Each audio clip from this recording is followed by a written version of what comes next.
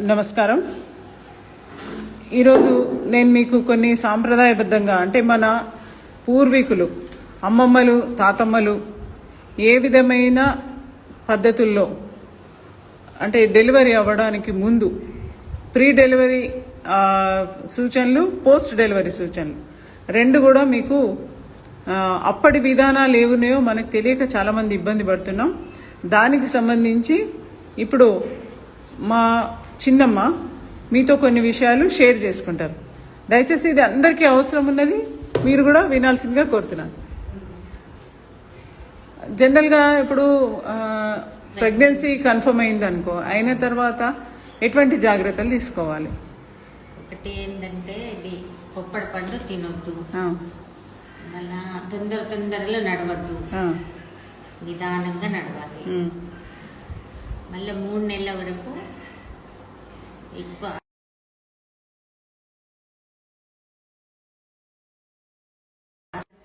పడుకునుడు అది కూడా జాగ్రత్తగా ఉండాలి. మళ్ళీ ఇద్దరు కూడా జాగ్రత్తగా ఉండాలి, భార్యాభర్తలు కూడా కొంచెం జాగ్రత్తగా ఉంటేనే ముందు 3 నెలల వరకు వాళ్ళు కూడా జాగ్రత్తగా ఉంటారు. వాళ్ళు జాగ్రత్తగా ఉంటేనే ముందు బేబీ బాగుంటుంది. దాని తర్వాత ఇంకా మనకు నచ్చిన విధంగా కొంచెం పులుపు అది కొద్దిగా తక్కువ తినాలి. కొందరికి వేడవుతుంది, ఛాతిలో మంటలేస్తుంది. పిల్లలకి ఎప్పుడైతే వెంట్రుకలు ఎక్కువ ఉంటాయో అప్పుడు ఛాతిలో మండుతుంది. దాంతో కూడా ఎక్కువ అన్నము అది ఎక్కువ పోదు. మళ్ళీ వామిటింగ్స్ అవుతాయి. వామిటింగ్స్ అయితే కూడా కొందరికైతే బ్లడ్ కూడా వస్తుంది. వాంతి చేసుకున్నప్పుడు బ్లడ్ కూడా వస్తుంది.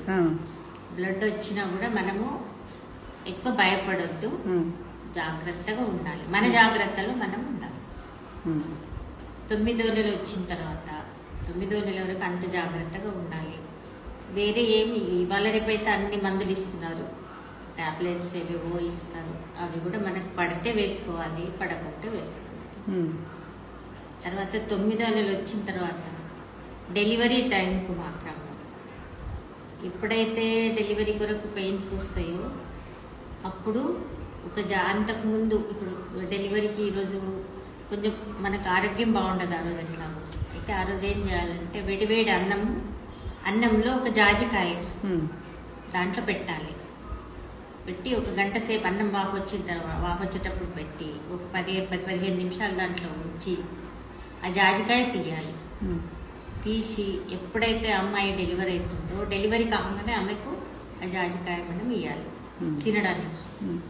మంచిగా ఇట్లా కచ్చపచ్చ మంచిగా నమిలి తినాలి. అంటే ఆమెకు పళ్ళు మంచిగా ఉంటాయి. ముందు కూడా ఆమెకు ఆరోగ్యం కూడా బాగుంటుంది. నడుము నొప్పి అట్లాంటివి కూడా కొంచెం తగ్గుతాయి, అంత ఉండయి. అట్లా ఇవ్వాలి జాజికాయ.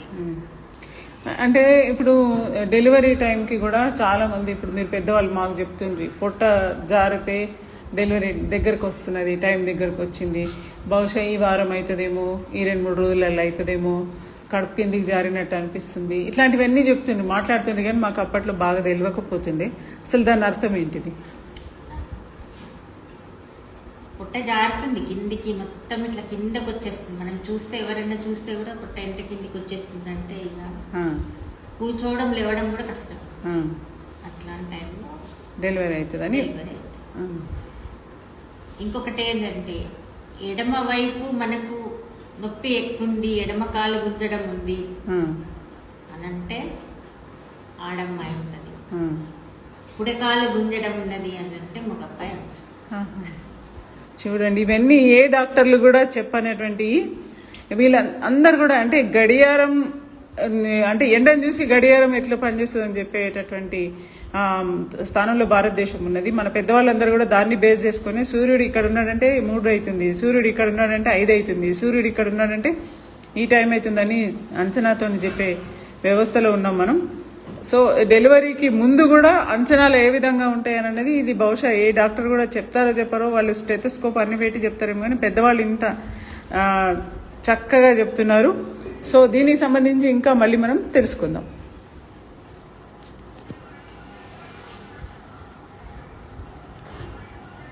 పాయసం ఇవ్వాలి, చెవిల పాయసం ఇవ్వాలి డెలివరీ అయితే. దానికి చెల్లికి ఎడమకాలి ఉంటుంది నమ్మకాలు